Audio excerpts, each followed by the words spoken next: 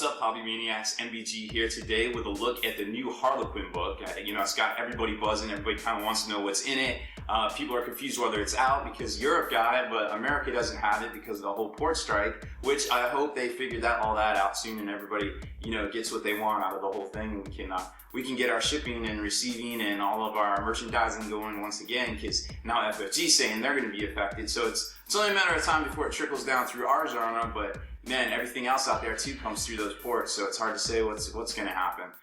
This weekend was a little humbling for me, unfortunately. I kind of realized that all the stuff I have going on and all, that these unboxings and these reviews are really starting to take a toll on me. So first off, I want to thank everybody that supported my video tutorials and features over on Patreon, doing the tutorials once a week and also trying to get out, some battle reports and things. We've been working, me and Kenny Boucher from Next Level Painting out here in the studio down at Kenny's. I've been working on that, almost every week for the past 4 weeks, and we've been dropping some cool trailers, which I hope you guys appreciate. There's so much more we want to do, and there's so much more we're gonna do. We got a soft launch date, and I'm sure you guys will hear about that here soon. But what I wanted to tell you guys was that I don't know how much I'm going to be able to do. I've been doing these the unboxings and the reviews for about the past 4 or 5 years, and at first it was great because I could share it with you, and I love sharing a hobby with you guys and new products, but it's very hard for me to get these things every week now. I don't have a store. I don't have a vested interest really in showing you guys these things, in order to try to get your business and your support as far as, sales goes there. So, I kind of have to look at it a different way. And if I had the support staff and I had somebody to maybe just help me cut these videos while I did my other stuff, my webcast, my blogging, my commission work, that would be great. But unfortunately, I'm not in that position right now. So please, if you have not supported Spiky Bits and everything I'm doing here with these video reviews and these tutorials and these features, seriously think about hopping on over to Patreon. The link's right there. And maybe just dropping a little bit of support. I mean, it's basically whatever you can do. I don't want to take anything away from your hobby or your rent or your bills, but if you sincerely appreciate what I've been doing here for the past 4 or 5 years, I could definitely use your support to help keeping going forward and keep those same standards. Our video quality's gone up. Our graphics, our everything has really gone up. I've been able to buy a few pieces of equipment here and there, but I'm really in a time crunch. And I could really use y'all's support. I really can. If I could just get an extra person in here part-time, I know a couple guys that do it, that went to school for this stuff, they could really help me out. But I don't really have anything to offer them besides a few beers here and there to get that, so. But, if I had something concrete I could offer them, I feel like I can continue the same level of, unboxings and reviews and things like that. And don't get me wrong, if you're out there and you own a company and you want me to take a look at your stuff and review it for you, send it over, get in contact with me, I'll share your page, I'll feature your stuff, no problem. I love doing that stuff. I love spreading the hobby. I will always continue to do that because that's what it's all about. It's all about all of us coming together as hobbyists and helping each other out, helping the young upstarts, people with companies, people with these groundbreaking ideas, because like I said, in a year or two, maybe even 5, we're going to be playing with printouts, maybe holograms. Maybe we'll all be playing on hoverboards here at the tabletop, right? Who knows? So rant aside, I super appreciate all the support I've gotten from you guys so far. And, basically, if you can afford an extra pot of paint a month in support, hop on over to Patreon, hit it up. I've been putting the videos in there early for you guys that have given that level of support, and I will continue to do so. I've been sending out free gifts to everybody. I got a ton of stuff laying around that manufacturers have given me, so I've just been sending on out to everybody here and there as I get them in. But I will continue to share the love. I just need a little bit of extra support to help me with this time crunch, because I got so much going on here, guys. I'm a one-man operation, and I do what I can for the hobby, and I love it. I love being a part of this hobby. It's been awesome. Thank you for viewing in every week, every day sometimes, and just listening to what I have to say, because without you guys watching and coming back for more, I just wouldn't do it. So thank you guys so much. So let's get right to the Halequin Codex. It's a whopper. It's really amazing, and I'm going to do a brief review of it for you guys, just kind of go over it. I got the EPUB version. We're going to kind of talk about EPUBs because I think that's the future too, right? Everything's going away from paperbacks, and it's the future. Who reads newspapers? And then we'll just, I'll probably cut a few more videos today just on the actual tactics and different units and things like that, and some combos. definitely got a lot in mind. Been reading them a bunch online. I think I'm going to be putting a few things together for y'all because they're a really neat army, and I think they're definitely, we're going to see a lot of them on the tabletop. And they're that one army that you can do so much with hobby-wise, conversions, paint schemes, all that stuff. It's amazing, and there is such a wide variety of different, they call them masks, which is like troops, and paint schemes out there that is just blow your mind. It's like Marines. There's thousands of flavors of Marines. Well, there's not thousands of flavors of Harlequins, but there's definitely a lot. So let's get right to that. Okay, so here it is, the Halequin Codex. Now, I just want to do a quick introduction. I have this on an EPUB version. It's not the iBooks, even though I have an iPad. I actually, personal preference, I don't like the iBook version. I think it's just too locked into a certain set. Like, you can't, it's not very customizable. I can't flip it. Like with this, I can't, flip this around and do things. I just basically get locked in. It's like reading a book on a railroad, and you can't really do much else with it, is kind of what I feel like when I'm reading an iBook. So I prefer the EPUB version. It's $15 less. So you can pick it up on Black Library's website for $35, which I think is great value personally. And, so let's just kind of get to, that being said, I do not feel like these are laid out for the EPUB version. I feel like they're laid out for the iBooks, and I'll kind of show you some things as we go. Now, you can do cool stuff like, you get the pictures, and you can maximize them and things like that, and they're all great quality, and I don't exactly know how to show that via video camera onto a computer screen, which has always been tricky, but, there's that. So I'm just going to X out of this. Now, a lot of people are like, well, I like pushing the button and seeing the specific rules, but let's be honest, you don't get to see the rulebook rules. And yes, it is very convenient because you can flip back to the War Gear page, you can flip back to back to where you were, which I kind of feel like you can do with this as well. So that being said, let's kind of take a look at our options here. It's got the standard scroll. Now, I like to read it sideways. I mean, you can always do this and read it page by page. You can even do where you get to the scrolling view, where you can just basically just scroll right through it. Let's see. So you just basically turn it into a PDF where you just kind of scroll right through it, which I guess is okay for some people, but it's not my bag, but I still think it's cool to have options, right? And that being said, you have your full controls here. I like to keep it in sepia. If I'm reading it at nighttime, that's pretty dope right there. That actually looks like it kind of shows off a little better here for the camera. And then back to sepia. And then you've got, you can adjust your brightness, all that stuff in here, your font sizes and things like that. So it's very robust, but I don't think it's designed specifically for this, unfortunately. So let's get right to it. I mean, it's kind of weird because it says it's 274 pages. I assume it's the standard 110-page codex.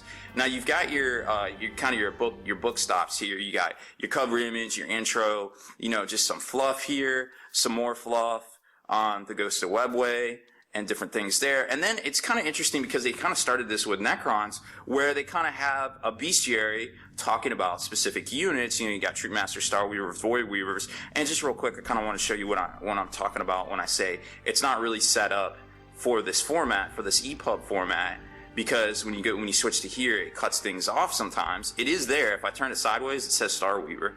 But, that's just little stuff that I noticed here and there. It doesn't necessarily take away from it for me, but it does seem like it wasn't specifically designed for this format. That's all I'm saying.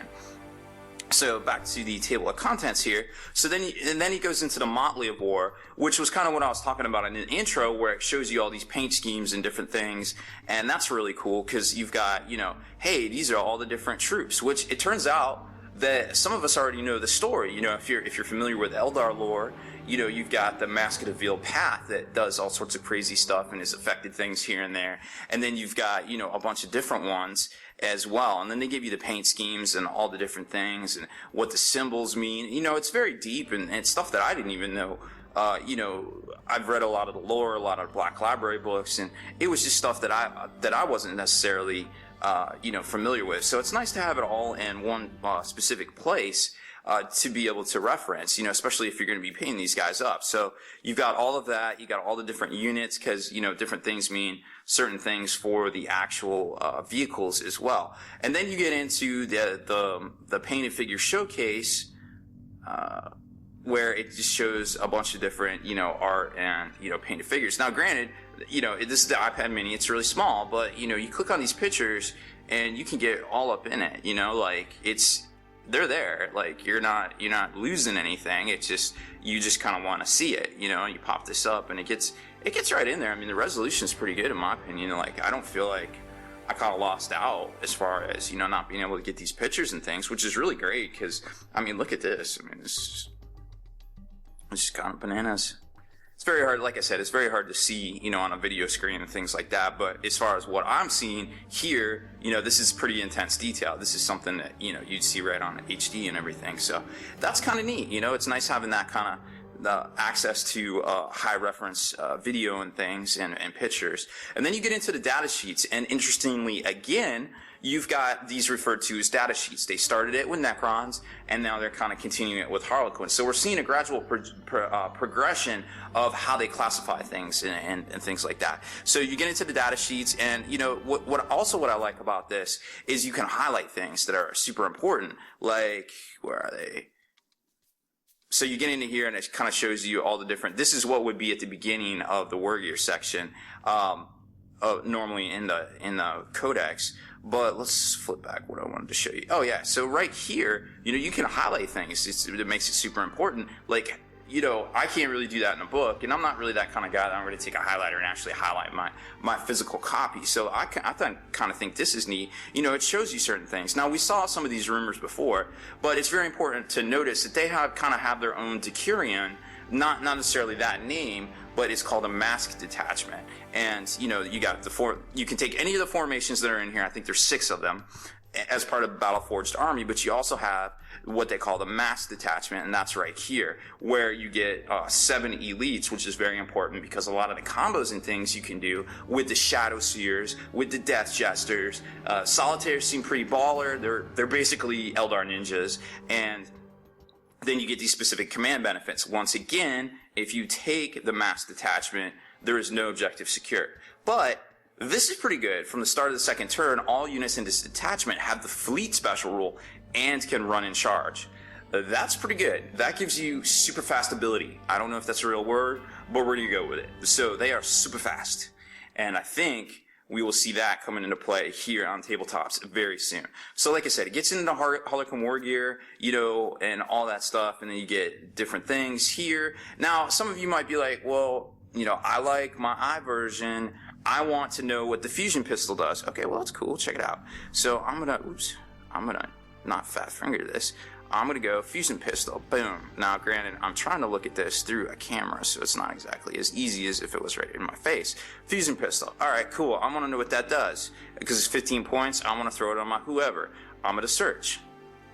I'm gonna see. Boop, boop, boop, boop, boop.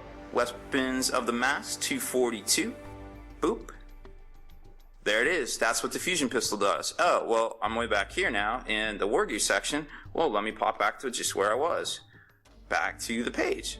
There it is. So it's a little bit not quite as intuitive as the iBooks, but I still think it's, it's value. It's my personal style. I like it. So I'm not trying to sell you on this version, but I'm just trying to tell you it has the functionality that's out there. If you don't own an iPad, like, I know they are expensive. I know they're quote unquote exclusive and all that, but you can get the same sort of thing on your phone, and it has the same sort of basic functionality. So that's always cool, right? That Jester, we're going to be talking about him in the future. I think he's a super combo man of this army, and I think we're going to see a lot more of him soon. I have a sweet, I'm going to coin it right now. I'm going to call it the Harlequin Honey Trap, because there is some banana stuff that you can do with this guy that basically lets you just mess with things. And it doesn't work as well against stuff that's fearless, but it's still pretty fun, and it gives you lots of options. And I think a lot of these competitive events are going more towards the MSU type style. So it seems like this kind of lends itself to that particular play style where you need lots of units to capture things. And even if you just make something break for a turn, like Marines, because remember, Marines are not fearless, they can still break and they can still run. That's pretty cool as far as scoring objectives, which seems to be a lot of Maelstrom events out there. Love them or hate them, they're out there. Definitely, if you don't like them, don't go to those events. But I'm just saying that's kind of what we're seeing out there. So, you've got the basic sections here. We're going to go back to the content section. Those were the data sheets, and then you get into the actual appendix where I just kind of fast forwarded you to, where you get the warlord traits. And let's talk about those for a second too, because you've got 3 different types of warlord trait charts that you can take.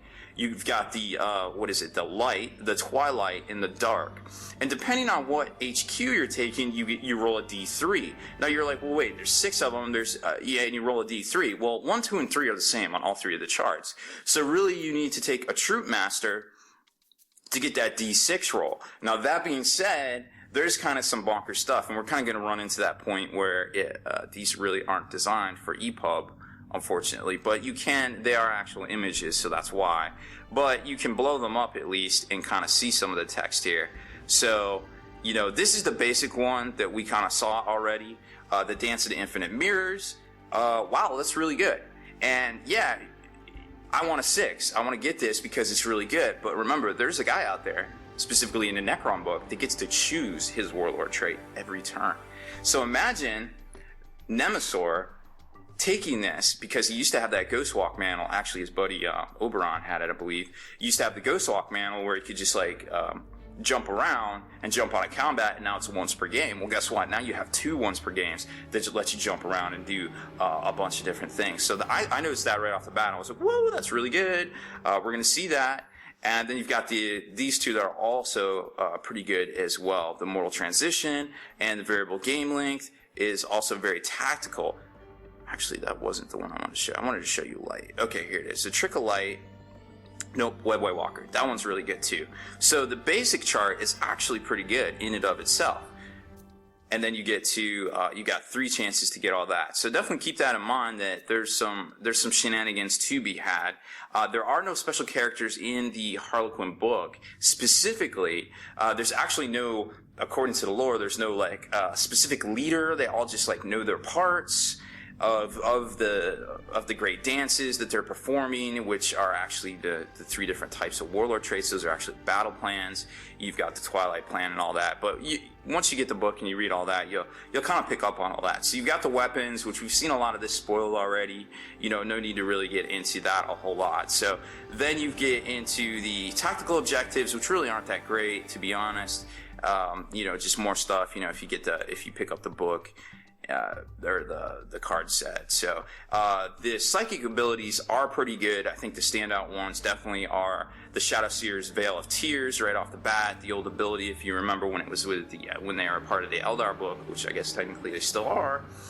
But the Veil of Tears, definitely solid. The 2d6 times 2 can't target them. And then you get into Stealth and Shroud, throwing it on there too. So very cool stuff. I think we're going to see some of this leadership stuff here may come into play, because a leadership check is way different than a morale check. And that affects fearless units.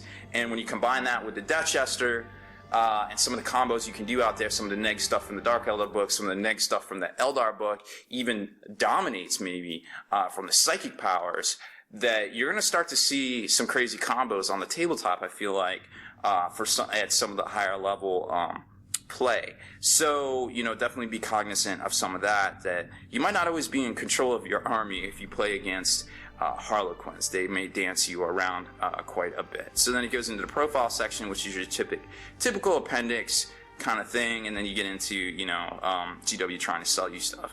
But that's okay, because it's their media.